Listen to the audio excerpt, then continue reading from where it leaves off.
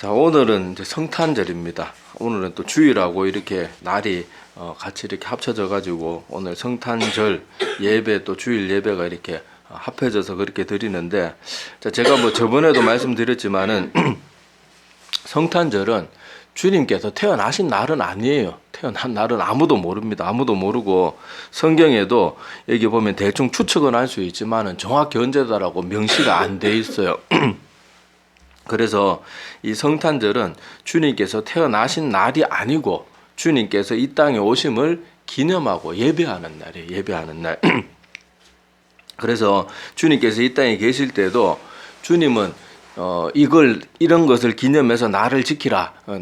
이런 것을 기념해서 이런 것을 지켜서 나를 기념하라 이렇게 가르치신 것은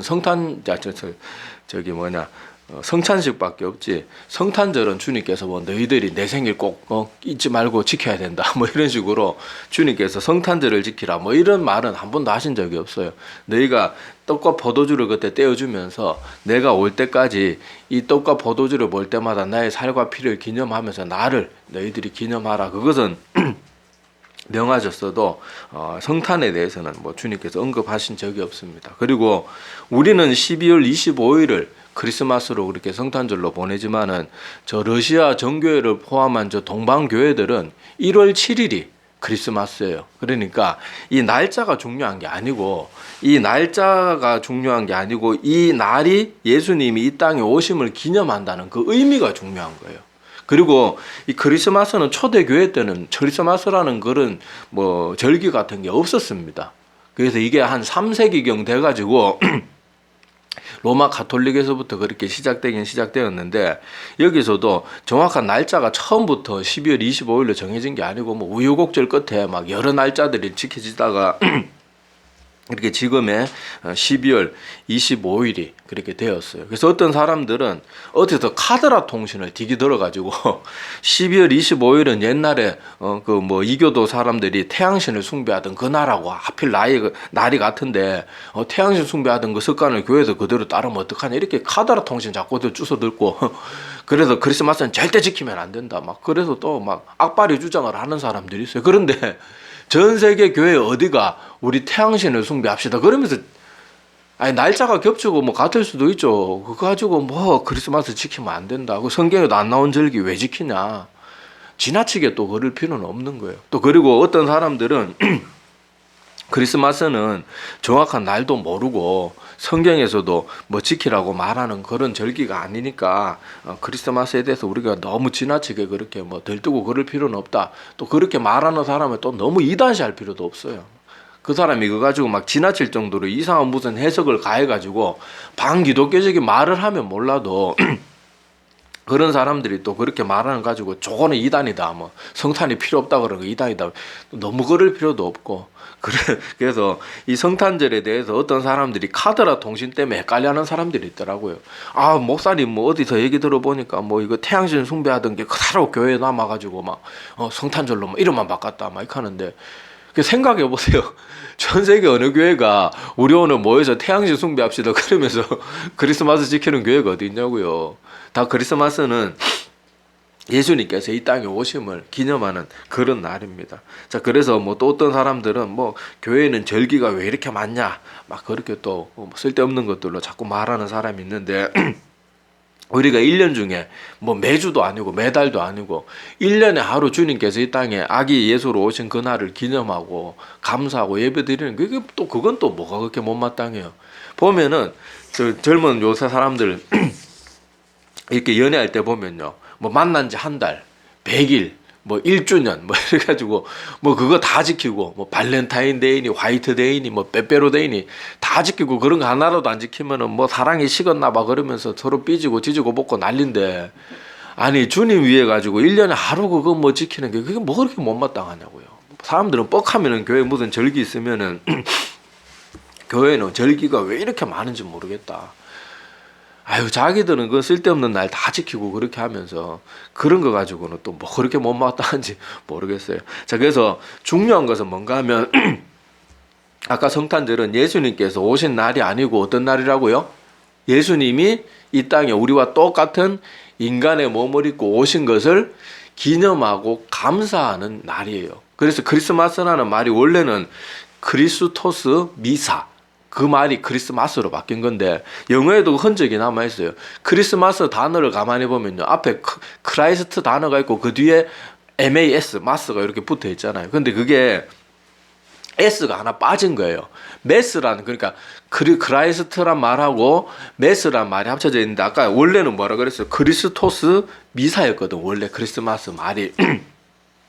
자, 그런데 그게 이제 영어권으로 넘어오고 현대로 넘어오면서 크리스마스로 합쳐지고 S 하나 탈락되고 뭐 이렇게 하면서 크리스마스로 굳어졌는데, 크라이스트 그리고 메스, 뒤에 메스가 원래 여러분 영어 시간에 메스, MASS를 뭐로 배웠어요? 뭐 질량, 덩어리, 뭐 어떤 집합 뭐 이런 걸 뭐 메스라고 이렇게 배웠을 텐데, 요게 소문자로 쓰이면은 그런 뜻이지만은 앞에 첫째 글자가 대문자로 쓰이면 메스가 미사예요. 미사가 뭡니까? 예배잖아요, 예배. 옛날 로마 가톨릭 시대에는 모든 게 가톨릭밖에 없었기 때문에 예배를 미사라 그랬잖아요. 그래서 이제 그게 크리스마스로 이제 정착이 된 거예요. 그래서 크리스마스 자체도 보면 크라이스트 마스, 메스, 그게 붙어가지고 크리스마스라는 그 말 자체에도 예수님께 예배란 뜻이에요. 그리스도께 예배.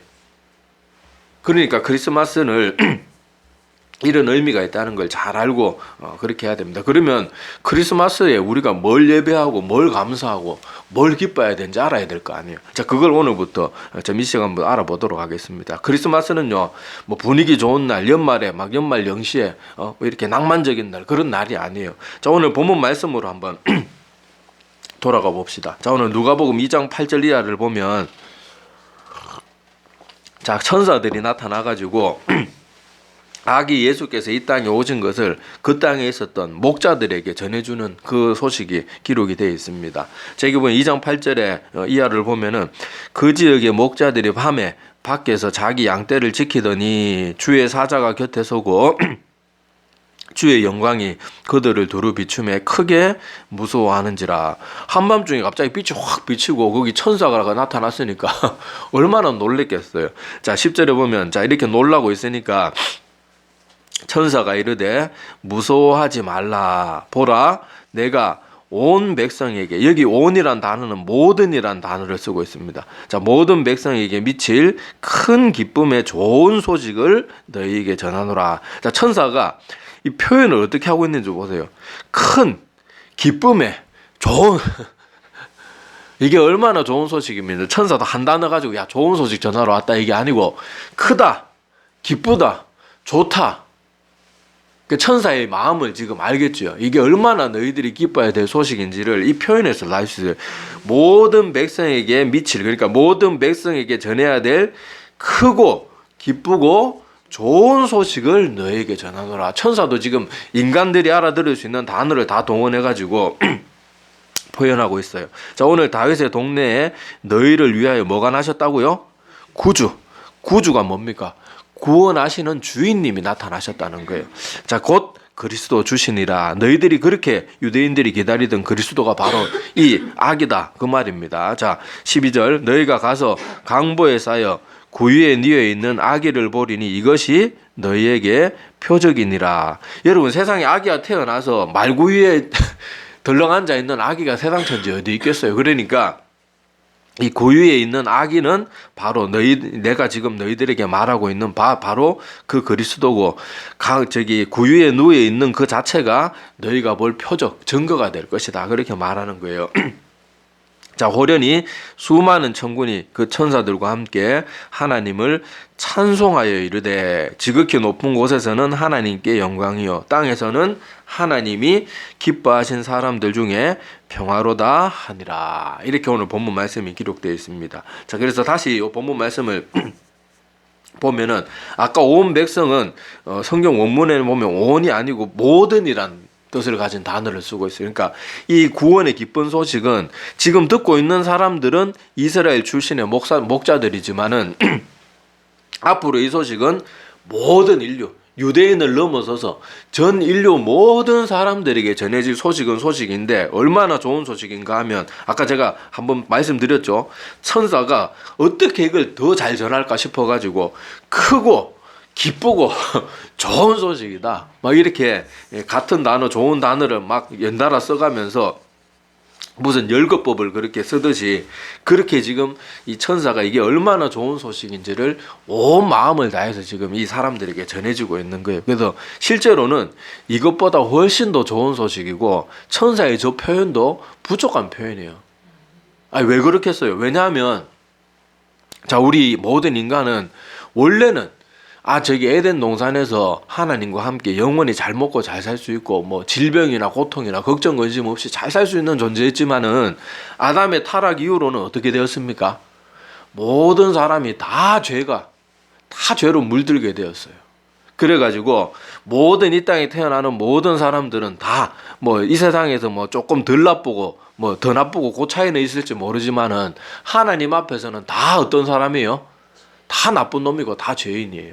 그래서 우리 모든 인류에게는 한 명도 예외 없이 다 우리 모든 인류가 겪어야 될 결론은 뭔가 하면은 지옥 불구덩이에 떨어지는 것이 모든 사람들이 어쩔 수 없이 뭐 이건 아무리 노력해도 지 힘으로는 안 되는 거예요. 아무리 이 땅에서 선하게 살려고 발버둥을 쳐도 이 지구상에 살아갔던 수많은 사람들이 다른 사람들의 눈에 보기에는 야, 저 사람 착하다, 의롭다 소리 들을 수 있을지 몰라도 하나님 앞에서는 죄 없는 인간이 아무도 없는 거예요. 아무도 없는 거예요. 그래서 아무리 노력해도 모든 사람은 다 지옥 심판에 떨어질 수밖에 없는 그런 숙명을 가지고 태어나는 게 우리 안타까운 인간들의 모습이었단 말이에요. 자, 그런데 이게 천사가 이렇게 좋은 소식이라고 말하는 이유는 뭡니까? 자, 예수님이 이 땅에 오신 목적이 뭐예요? 우리 인류의 모든 죄를 해결하시기 위해서 일부러 우리 인간과 똑같은 몸을 입고 죽을 수밖에 없는 몸으로 오신 거예요. 하나님의 모습을 누가 하나님을 죽일 수 있어요? 하나님한테 총 쏜다고 하나님이 총에 맞습니까? 아니잖아요. 우리 인간의 죄의 값은 사망인데 그 죄의 값을 치러주기 위해서는 죽어야 되는 인간의 몸을 입고 오시는 방법밖에 없는 거예요. 그래서 주님께서 이 땅에 인간의 몸을 입고 이 땅에 오신 것은 무슨 말인가 하면 죄로 인해서 모든 인류가 단 한 명도 예외 없이 다 지옥 불구덩이에 떨어질 수밖에 없는 다 그 똑같은 결말과 결론을 가지고 있는데 예수님이 오셔서 그 모든 일을 완전히 갈아엎어 버리신 거예요. 완전히 새로운 역사가 일어날 수 있는 시작점이 되는 거니까 이게 얼마나 기쁘고 행복하고 복된 소식이에요. 그래서 여기 지금 천사가 막 이렇게 표현, 크다, 기쁘다, 좋은 소식이다 이렇게 하면서 어떻게든 이것을 사람들이 얼마나 좋은 소식인지 잘 깨달을 수 있도록 이렇게 여러 번 반복해서 표현까지 하면서 이 소식이 얼마나 좋은 소식이라는 것을, 그리고 또 이 소식은 모든 사람들에게 주어지는 그런 기회라는 것을 말하고 있습니다. 그러면서 또 뭐까지 하는가 하면 13절 14절에 보면은 그 말을 다 하고 나서 호련히 수많은 천군이 그 천사들과 함께 하나님을 어떻게 했다고요? 찬송했다. 이게 하나님이 얼마나 놀라운 지혜고 하나님이 얼마나 큰 영광인지 모릅니다. 자, 그래서 이게 어떻게 하나님께 영광이 되는 일인가? 자, 이것을 조금 더 설명을 하자 그러면요. 자, 예수님이 이 땅에 오신 것이 어떻게 하나님의 영광이냐? 자, 다시 말씀드리지만은 하나님은요, 우리 인간과는 달라가지고 죄를 어물쩍 넘어갈 수 있는 분이 아니고 우리처럼 그냥 모른 척하고 넘어가거나 눈 감아주거나 그렇게 할 수 있는 분이 아니에요. 만약에 하나님이 그런 분이라 그러면 우리가 나중에 죽어서 천국이라고 갔는데 여전히 천국에 막 왕따가 있고 여전히 천국에서 목소리 큰 놈이 장땡이고 천국에서도 여전히 정치인들 같이 거짓말 잘하는 인간들이 전부 다른 사람들을 막 부려먹고 거짓말로 속여먹고 여전히 천국에 가도 약하고 착하고 선하고 힘없는 사람들은 맨날 갈취당하고 그러면 그게 무슨 천국이에요. 하나님은 그렇기 때문에 절대 선하고 절대 완전한 분이기 때문에 죄를 조금도 용납할 수도 없는 분이고 용납해서도 안 되는 분이에요. 그런데 우리 인간은 다 뭐가 있어요? 죄가 있잖아요. 근데 하나님은 또 한편으로 어떤 분인가 하면은 우리 인간이 이렇게 죄가 많고 하나님의 뜻대로 잘 살지 못해도 우리 인간은 어떻게 하는 분이에요? 아이고 저거 말도 안 듣는 저거 때문에 꼴보기 싫어 죽겠다 이런 분이 아니고 그런 인간들을 향해서도 꿀이 뚝뚝 떨어지는 그 눈으로 우리 인간을 보면서 사랑하는 분이 하나님이란 말이에요. 그러니까 보세요. 이게 얼마나 창과 방패 같은 문제고 이게 얼마나 모순된 일인지 몰라요. 우리 인간의 죄는 절대로 아무리 작은 죄도 그냥 넘어갈 수 없는 하나님인데도 불구하고 여전히 인간은 하나님께서 끝도 없이 사랑을 하시는 거예요. 그런데 그 인간을 하나님의 뜻대로 공의대로 하면은 인간을 다 어떻게 해야 돼요? 그렇게 사랑함에도 불구하고 지옥불에 던져야 되는 게 하나님이란 말이에요. 인간 스스로는 아무리 너희도 똑바로 살아야 된다 그래도 아무도 똑바로 살 수 있는 힘과 능력을 갖춘 인간이 아무도 없거든요. 그러니까 모든 인류는 아까 제가 말씀드렸던 다시 원론으로 돌아가면은 다 지옥불에 떨어질 수밖에 없는 거예요. 그래서 하나님이 어떤 일을 창조 때부터 어떤 일을 계획하고 어떻게 이 일을 해결하셨는가 하면요. 결국 자기 자신을 내어주는 방법을 택하신 거예요. 인간 스스로는 자기 죄를 조금 더 해결할 수도 없고 죄를 안 짓고 살지도 못하고 그러는 존재이기 때문에 하나님이 자기 스스로를 내어주기로 한 거예요. 나를 희생해서 내가 저 인류를 구하겠다. 그래서 하나님이 쓰신 방법은 뭡니까? 삼위일체 하나님이니까 성부 하나님이 자기 아들 보냈다고 그래 뭐 나는 십자가에 못 안 박히니까 아들 네가 가서 좀 고생하라 이게 아니에요. 삼위일체이기 때문에 예수님이 십자가에 못 박힐 때 성부 하나님, 성령 하나님도 똑같이 고통을 느끼시는 거예요. 그래서 하나님이 스스로를 내어주시면서 어떻게 합니까? 인류의 모든 죄는 내가 짊어지고 가겠다. 그게 하나님이 그렇게 생각하신 방법이고 계획하시고 창조 때부터 그렇게 계획해서 우리 인류에게 주시고자 했던 방법이에요. 그러니까 이게 얼마나 영광스럽습니까? 자, 예수님께서 이 땅에 오신 것을 통해 가지고 하나님의 공의, 하나님의 사랑이 계속 대립되고 이게 서로 계속 치고받고 싸우고 해결이 안 되는데 하나님이 어떤 방법을 취한 거예요? 인간의 머리로는 도저히 생각할 수가 없는 방법이에요. 자기 자신을 내어줄 거라고 누가 생각하면 그것도 인간도 아니고 하나님이. 그래서 자기 스스로를 내어주시면서 자기 인류의 모든 죄를 스스로 대신 짊어지고 인간의 모든 죄값은 하나님이 다 처리해 주시고 갚아주신 거예요. 그러니까 아기 예수님이 이 땅에 오신 이 사건을 통해서 하나님의 공의도 만족이 되고 하나님께 사랑도 포기하지 않으셔도 되고 얼마나 놀랍고 기가 막힌 방법. 우리야 지금 이 결론을 다 알고 나니까 그런갑다 이렇게 하지만은요. 우리가 이런 방법을 하나도 모르는 상태에서 하나님이 우리를 사랑하시지만 우리는 죄 때문에 지옥에 떨어질 수밖에 없다. 이 결론밖에 없는 상태에서 이 방법이 우리가 진짜 한평생을 고민해도 답이 없는데 이 답이 딱 주어졌다고 생각해 보세요. 얼마나 놀랍고 얼마나 대단한 일입니까? 그래서 이것이 하나님께 영광이 되는 거예요. 하나님이 어마어마한 일을 통해 가지고 우리가 상상도 할 수 없는 자기를 하나님이신 자기를 인간의 몸으로 이 땅에 오게 하고 대신 십자가에서 그 치욕스럽고 고통스럽게 죽음을 통해 가지고 하나님께서 자신이 절대로 포기할 수 없는 공의도 또 우리를 향한 사랑도 다 이루셨기 때문에 이게 얼마나 영광스러운 일이란 말이에요. 우리 전 인류가 영원히 영광을 돌려드려도 부족하다고 말하는 게 이거거든요. 그러니까 오늘 천군 천사들이 호련히 갑자기 나타나가지고 하나님을 찬송하면서 뭐라고 해요? 지극히 높은 곳에서는 하나님께 영광이요. 땅에서는 뭐라고요? 하나님이 기뻐하시는 사람들 중에 평화로다. 갑자기 또 평화는 왜 나오나? 자, 이것도 설명을 드릴게요. 자, 제가 주보에 보면은 그 에베소서 2장 3절 말씀과 또 에베소서 2장 14절에서 18절 말씀을 찾아놨어요. 자, 주보 한번 참고해 보시기 바랍니다. 자, 주보 한번 펴보세요. 자, 에베소서 2장 3절은 우리 같이 한번 읽어보겠습니다. 자, 시작. 전에는 우리도 욕심을 따라 지내며 육체와 마음을 원하는 것을 하여 다른 이들과 같이 본질상 진노의 자녀였더니. 자, 이거 보니까 우리 인간들은 다 뭐였대요? 본질상 진노의 자녀.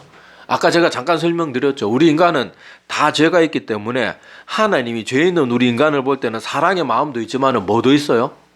불타는 진노도 있는 거예요. 그래서 우리가 원래는 다 어떤 사람들이었는가 하면은 본질상 원래 예수님이 없다면 우리는 다 뭐예요? 하나님의 진노 가운데 있을 수밖에 없는 거예요. 그래서 성경 보면 매일 분노하시는 하나님이란 그런 표현도 있잖아요. 왜냐하면 우리 인간이 매일 죄를 짓기 때문에 하나님도 매일 분노하실 수밖에 없는 거예요. 자, 그 다음에 에베소서 2장 14절에서 18절 말씀인데 자, 이건 제가 읽어드릴게요. 그는 우리의 화평이신지라. 여기도 화평이라는 표현이 나오죠. 둘로 하나를 만드사 원수된 것 곧 중간에 막힌 담을 자기 육체로 오시고. 자, 이제 제가 아까 설명드린 말씀을 들었으니까 이게 어떤 것을 비유하는 말인지 알겠죠. 중간에 막힌 담은 뭐겠어요? 하나님과 우리 사이를 가로막고 있는 죄를 말하는 거예요. 그런데 육체로 오셨다는 말은 무슨 뜻이겠어요? 예수님이 십자가에 대신 죄를 짊어지고 죽으시면서 그 육체로 그 중간에 막힌 담인 죄라는 것을 헐어버리신 거예요. 이제 이해가 잘 되죠. 자, 법조문으로 된 계명의 율법을 폐하셨으니 이는 이 둘로 자기 안에서 한 세 사람을 지어 화평하게 하시고, 또 화평이란 말이 또 나오죠. 자, 그러니까 에베소 2장 3절에 말했던 것이 여기 계속 적용이 되는 거예요. 우리는 본질상 뭐라고요? 하나님과 화평할 수가 없고 하나님의 진노 가운데 있는 존재였어요. 자, 또 십자가로 이 둘을 한 몸으로 하나님과 화목하게 하려 하심이라. 원수된 것을, 원래 우리 인간은 하나님의 피조물임에도 불구하고 죄 때문에 하나님과 어떤 상태가 되어 있는 거예요? 원수가 되어 있는 거예요. 원수된 것을 뭐로 소멸했다고요? 십자가로 소멸하시고, 그렇게 말하면서 또 오셔서 먼 데 있는 너희에게 평안을 전하시고 가까운 데 있는 자들에게 평안을 전하셨으니 이는 그로 말미암아 우리 둘이 한 성령 안에서 아버지께 나아감을 얻게 하려 하심이라. 이렇게 하면서 예수님의 십자가 그 희생이 무엇을 의미하는지 이렇게 표현하고 있는 거예요. 이제 이해가 잘 되죠. 자, 그래서 예수님께서 오심을 통해 가지고 우리 인간과 하나님 사이에서는 우리 죄 때문에 하나님과 인간 사이에 하나님의 진노하심과 화평이 아니라 하나님과 우리 인간 사이에 갈라짐, 분열, 이런 게 있었단 말이에요. 그런데 이 예수님이 이 땅에 오심을 통해 가지고 어떤 길이 열린 거예요? 하나님의 진노가 사라지고 우리 인간과 하나님 사이에 화평하게 되는 그 일이 일어난 거예요. 그래서 여기 천사들이 뭐라고 노래하고 있어요? 지극히 높은 곳에서 하나님이 이렇게 어마어마한 일을 우리 인간들을 위해서 얼마나 큰 사랑과 희생이에요. 그러니까 당연히 영광 받으실 일이고, 또 땅에서는 우리 인간들에게 이것이 기뻐하신 사람들 중에 평화로다. 우리 인간들에게 평화, 화평이 된 거예요. 원래 우리 인간은 다 스스로의 죄 때문에 하나님의 진노 가운데 있는 존재였는데 예수님이 이 땅에 오심을 통해 가지고 화평케 된 거예요. 이제 이 말들이 잘 이해가 다 되실 겁니다. 자, 그래서 주님께서 이 땅에 오신 것은 이런 엄청난 의미가 있고, 우리가 죄에서 구원될 수 있는 유일한 길이 예수님이 자기 육신을 통해 가지고 대신 십자가에서 그 모진 고난과 고통 가운데서 대신 죽으시면서 우리를 위해서 그 모든 일을 이루어 주신 거예요. 그러니까 크리스마스가 왜 그리스도 예배, 이 뜻을 가지고 있는 단어겠어요. 이것을 바르게 알고 하나님 앞에 예배 드리는 날이 바로 성탄절이에요. 성탄절은 세상 사람들이 말하는 것처럼 1년의 마지막 연말 연시 다가올 때 막 눈 펑펑 오고 막 저기 길거리에서는 캐롤이 울리고 분위기 좋고 막 남녀들 데이트하기 좋고 뭐 그런 분위기 내는 날이 아니란 말이에요. 이 뜻을 바르게 알고 하나님 앞에 예배 드리는 날, 그 날이에요. 여러분, 연예인 양동건 아시죠? 양동건. 양동건이 크리스찬입니다. 크리스찬인데 양동건이 그 크리스마스 이브 때인가, 뭐 하여튼 크리스마스 때인가 명동거리인가 어디에 나가가지고 막 춤을 열심히 췄어요. 그러니까 연예인이 나와서 막 갑자기 그렇게 춤을 추고 하니까, 노래 부르고 하니까 사람들이 모여들 거 아니에요.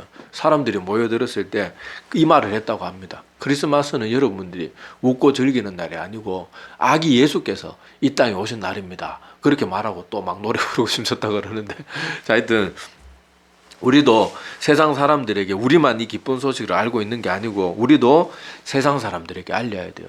그리고 아까 이 주님께서 이 땅에 오신 이 기쁜 소식은 모든 사람에게 다 차별 없이 다 주어졌지만은 누구만 받을 수 있어요? 그것을 참되게 믿는 사람만 이 구원이 적용이 돼요. 모든 사람이 다 구원받을 수 있는 길은 예수님이 자기 스스로를 내어주시면서 열어주셨지만 이것이 내 것이 되기 위해서는 지금 이 시대는 믿어야 됩니다. 믿음 있으면 구원 받습니다. 이 말로는 부족해요. 요새는 거짓된 가르침도 너무 많고 구원파나 다름없는 그런 이상한 교리를 가르치는 목사들도 너무 많고 하기 때문에 참된 믿음만으로 구원받는 걸 우리가 명심해야 돼요. 야고보 사도가 말하는 참된 믿음, 행함이 없는 믿음이 너희를 구원할 수 있겠느냐? 너희들 맨날 말로는 믿는다 하는데 야고보서를 여러분 한번 읽어보세요. 너희들이 말하는 그 행함이 없는 믿음이 과연 너희를 구원할 수 있을성 싶으냐? 야고보서의 주제는 그거예요. 믿음으로 구원받는다는 것도 야고보서의 주제입니다. 그런데 야고보 사도가 말한 건 믿음으로 구원받는 건 맞다. 그런데 너희들이 지금 하고 있는 그 믿음, 너희들이 말하고 행동하는 그 믿음이 너희를 능히 구원할 수 있는 믿음인가는 너희들 스스로 돌아보라는 거예요. 그러니까 이 크리스마스에 엄청나게 기쁘고 좋은 소식, 전 인류에게 모든 사람에게 차별 없고 예외 없이 주어지는 이 기쁜 소식. 그런데 이 기쁜 소식은 참되게 믿는 사람들에게만 적용된다는 것도 아울러 기억했으면 좋겠습니다. 자, 그래서 오늘 성탄주일인데 이 성탄절은 다시 그 말 속에 들어있잖아요. 그리스도께 예배. 그날이 바로 성탄절이고 왜 예배 드려야 되는지는 제가 계속 길게 설명드렸죠. 우리 죄로 인해서 지옥에 떨어질 수밖에 없는 우리 인간이 아기 예수가 이 땅에 오심을 통해서 구원의 길, 지옥에 떨어질 수밖에 없는 우리가 천국에 갈 수 있는 구원의 길이 열려졌고 그 구원의 길은 참되게 믿는 사람들, 모든 사람에게 주어졌지만 참되게 믿는 사람들만이, 아무리 뭐 정성도 제하기 싫으면 그만인데 아무리 구원의 길을 열어줘도 자기가 지옥 가겠다는데 그걸 누가 어떻게 하겠어요. 그래서 참되게 믿음으로 우리가 그 길을 가게 되기를 바라고, 또 성탄절의 의미도 세상 사람들도 점점 더 많이 알고, 또 우리 주변의 사람들이 성탄절이 무슨 날인지 모르는 사람들에게도 이 뜻을 알려줘가지고 한 명이라도 더 많은 영혼이 이렇게 천사들이 크고 기쁘고 좋은 소식이라 그러는 이 소식을 세상 사람들도 하나라도 더 알아, 한 명이라도 더 알아서 주님 앞에 나와서 진심으로 바른 성탄의 예배를 드리게 되는 그런 사람들이 다 되기를 간절히 소망합니다. 기도드리겠습니다.